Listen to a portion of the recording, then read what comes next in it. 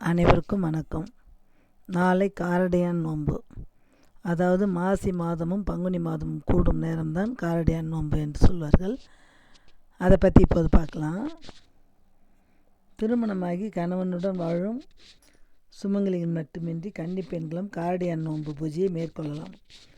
கணவர் ஆயுளுடன் இருக்க வேண்டும், நாம் தீர்க்க சுமங்கலியாக வாழ வேண்டும் என்று திருமணமான பெண்கள் வேண்டிக் கொண்டு பிரார்த்தனை செய்து கொண்டு இந்த பூஜையை செய்யலாம்.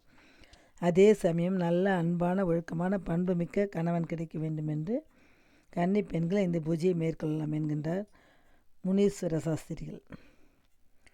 யமனிடம் சாவித்திரி 3 வரங்கள் கேட்டால் அந்த வரங்கள் ஒவ்வொன்றும் புகுந்த வீட்டுக்கு பெருமை சேர்க்கும் விதமாகவும் கணவருக்கு கௌரவம் வாழ்க்கையும் தரும் விதமாகவும் அமைந்தன என்று சத்தியவான் சாவித்திரியின் வரலாறு நமக்கு சொல்லுகிறது.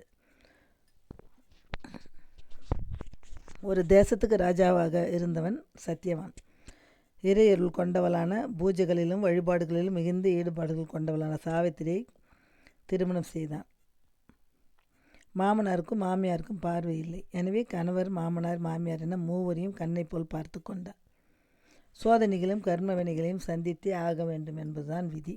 அதன்படி ராஜ்யத்தை இழந்தார்கள், வனத்துக்குள் குடி போனார்கள், சகல செல்வங்களையும் பதவிகளையும் தேசத்தையும் இழந்து கானகத்தில் வாழ்ந்தார்கள் சத்தியவான் குடும்பத்தினர்.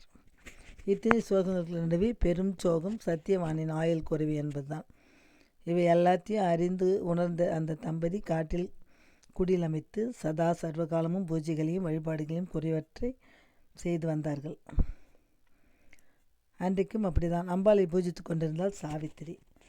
அன்றைய தினத்துடன் சத்தியவானின் ஆயுசு முடிகிறது. சத்தியவானின் உயிரை பறித்தான் யமதர்மன். அவனை அழைத்து கொண்டு யமலோகம் புறப்பட்டான். இதை கண்ட சாவித்திரியும் பின் தொடர்ந்தாள். தன் பக்தியாலும் வழிபாட்டாலும் பூஜையாலும் எவருக்குமே தெரியாத யமனின் உருவத்தை கண்டாள். அவனை தொடர்ந்தாள். நீ யார்? ஏன் என் பின்னால் வருகிறாய்? போய்விடு என்றான் யமன். என் கணவனின் உயிரை திரும்ப எடுத்து செல்லவே உங்கள் பின்னே வருகிறேன் என்றாள் சாவித்திரி. ஒவ்வொரு லோகமாக கடந்தார்கள். யமலோகம் வந்தது. வாசல் வரைக்கும் தான் சாவித்திரி வர முடியும். அதுவரை இத்தனை லோகங்கள் கடந்து வந்த சாவித்திரியை நினைத்து பிரமித்தார் யமன். உனக்கு என்ன வரம் வேண்டும் கேள் என்றான். என்னுடைய கணவரும் மாமனாரும் மாமியாரும் தேசத்தை, ராஜாங்கத்தை, செல்வத்தை, கௌரவத்தை இழந்து நிற்கின்றார்கள். அவை திரும்ப கிடைக்க வேண்டும் என்றாள். ததாஸ்து என்றான் யமன். ததாஸ்து என்றால் அப்படியே ஆகட்டும் என்று அர்த்தம். அடுத்து மாமனார் மாமியாரின் பார்வை சரியாக வேண்டும் என்றாள். அதற்கும் ததாஸ்து, வரம் தந்தேன் என்றான். மூன்றாவதாக உனக்கு உத்தமமான பிள்ளை வரம், எனக்கு உத்தமமான பிள்ளை வரம் கிடைக்க வேண்டும் என்று கேட்டாள். ததாஸ்து என்று சொல்லிவிட்டு அவ்வளவுதானே, உன் 3 வரமும் கொடுத்து விட்டேன், திரும்பி போ என்று யமலோகத்துக்குள் நுழைய முயன்றார் யமதர்மன். யமதர்மரே, என் 2 வரங்களையும் தந்தீர்கள், 3வது வரம் தரவில்லையே. பிள்ளை பாக்கியம் வேண்டுமெனில் கணவர் வேண்டும், அவரை நீங்கள் யமலோகத்துக்குள் அழைத்துச் செல்கின்றீர்களே என்றால் திணறி போனார் யமதர்மன். தர்ம பத்தினியே, என் பக்திக்கும் சாதுரியத்துக்கும் கணவன் மீது மாறா காதலுக்கு முன்னே என் பதவியும் அதிகாரமும் தூள் தூளாகிவிட்டது. இதோ உன் கணவரை அழைத்துச் செல் என்று சொல்லி ஆசீர்வதித்தார் யமதர்மன்.